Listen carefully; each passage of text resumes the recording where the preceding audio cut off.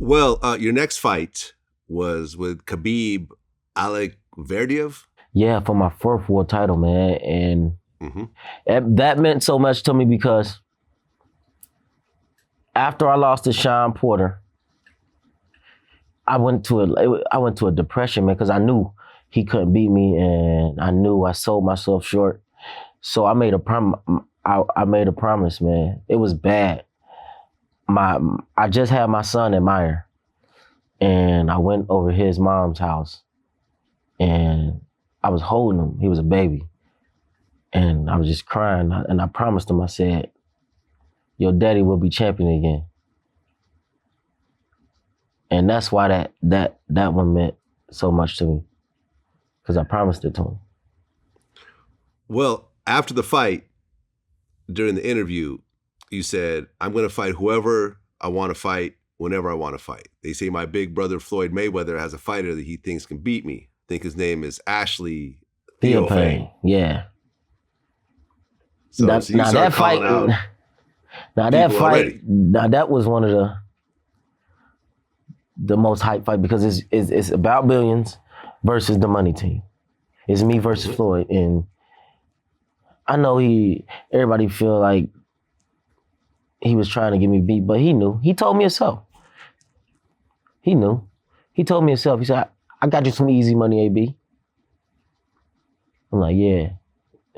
He knew. He knew that dude couldn't beat me, man. He ain't have a fucking chance. Okay, but wasn't there some sort of situation afterwards where Mayweather questioned the win and then you responded to Mayweather? How could he question the win? I knocked his ass out. I knocked Ashley out. I stopped Ashley. You can't question that. But there was a situation, because I'm looking at the quote right now where you were responding to Floyd. You said, what you did was no player shit that you did. That was no live shit. That was some lame fuckboy shit. You went on the internet and sent out a message talking about someone that you put on a record as your little brother, somebody that you said you love and cared for and want to look after, then you try to diss him in public. That ain't cool shit. Don't get me wrong. I could have said that shit in a different way, but we spoke about this before you even put that shit out. I know I wasn't talking about you.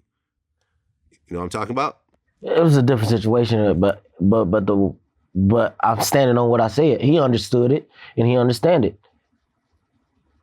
What was that situation about? At this point, I've been going through so much, I don't even know, but it was probably a situation where he did some fuck shit, and he could have called me, but instead he put it out. Some shit like that. He be doing that a lot. Okay, was that the first time you guys started to sort of fall out? Nah, me and him always, see, when I'm around Floyd, I could be around Floyd. Don't get me wrong. I love being around him. He cool to me, cool dude, whatever. But I can't be around him that long, because he gonna do something that ticks me off. He gonna do something that tick me off, and I ain't the type that hold it in like his people that he pay and that work for him. They ain't gonna say nothing. Me, I'm gonna say something.